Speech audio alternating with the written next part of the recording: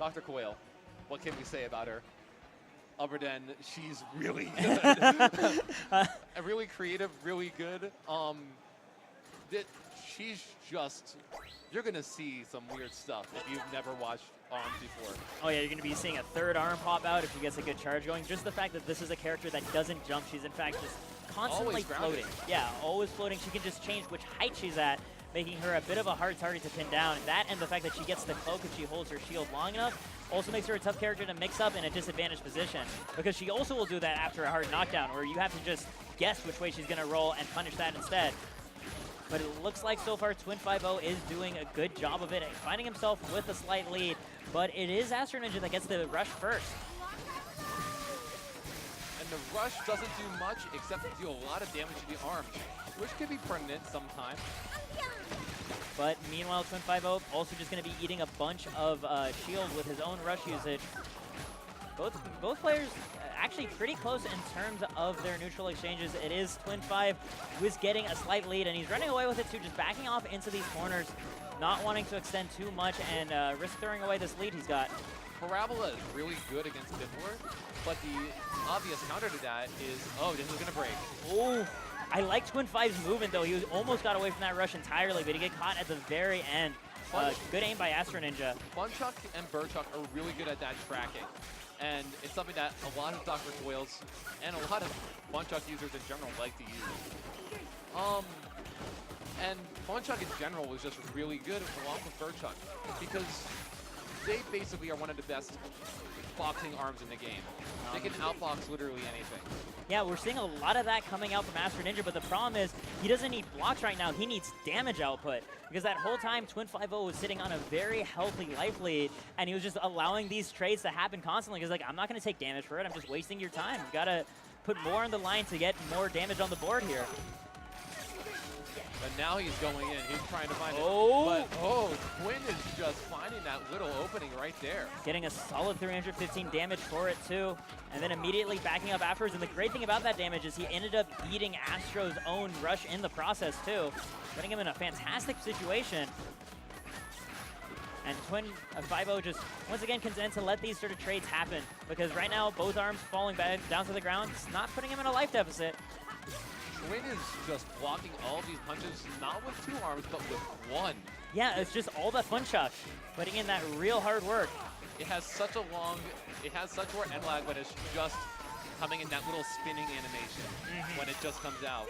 And it allows for those insane block situations right in front of a face. Wow. Oh, that's a call out right there. The fact that he was Twinedfive was approaching while blocking, just with the confidence that Astro is not going to throw out a grab, and then tossing out a grab of his own. That could have broke, but Astro just making sure that it didn't. And still all of these trades happening with the Funchuck actually coming in and doing so much for Twinedfive just because it's acting like a shield. They can keep throwing up without taking chip damage.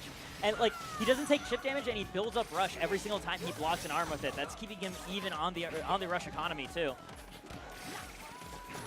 He was the same. But we're right now actually down to the dead even. 8 seconds left.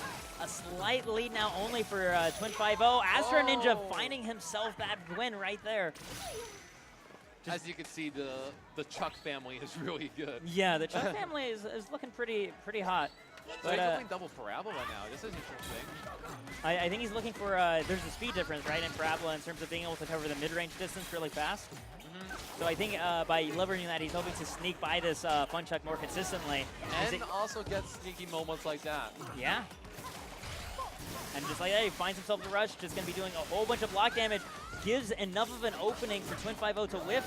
And right now finding another grab. Astronina0 coming alive now after the nail biter that round 2 was. And Astro is just in the corner, just trying to find all of the stunts that he needs. And even so, with the lead, it's interesting to see how these guys are different, because Astro is still looking to keep this pressure up relentlessly. He's not content to just hang back and force Twinedfive to approach him. He recognizes how strong of his positioning is, and he finds himself another rush. He catches the roll, not going to be able to get the full damage in. 350 though, still plenty. He could have done Parabola into Parabola into Parabola on that rush and probably gotten that full damage, but getting hurt now. In any case, though, sitting in a great position, just looking for that last peck that he needs from a Parabola. But Twinedfive capable to keep his shield up at all times, trying to approach, but finally finding a Biffler, actually. But not much more. Not able to do the wake-up pressure that he needed in that situation. So hard to do so against Coyle, given the fact that she, cloaks herself during her get-up animation. A lot of players don't technically know where she is, but they have a good idea of how the player kind of goes about stuff. Mm-hmm. Usually the Coyle player will have not as much of an advantage as you might think in that situation, which is a little odd, but it's all up to like how you know as a human instinct. And now we're going to Buster Beach. All right, Twinedfive, I guess looking for a little bit more space that he can find here as opposed to the sparring ring that they fought on game 1. But still giving himself that ability to get those corner moments as he finds himself with the one with momentum instead. He's going to go ahead and retreat to the far end of the stage. Astronina0 immediately following up to try to put on that pressure. Double Parabola is doing a lot of work. Yeah, it's doing a great job of blocking the arms that Twinedfive0 has, because the Parabolas open up as a shield near the very end. And because Lola doesn't have any sort of heavy arms, he has no way to really break through it easily. Twinedfive0 looking for this rush, not going to find it though, just going to be getting a bit more chip damage, but every little inch counts. Just looking for a way to now fight around the Parabolas as opposed to trying to force his way through them, because that didn't seem to work well for him in the previous game. Looking to try to reorient himself around it. The third arm Parabola actually coming through and catching Twinedfive off guard.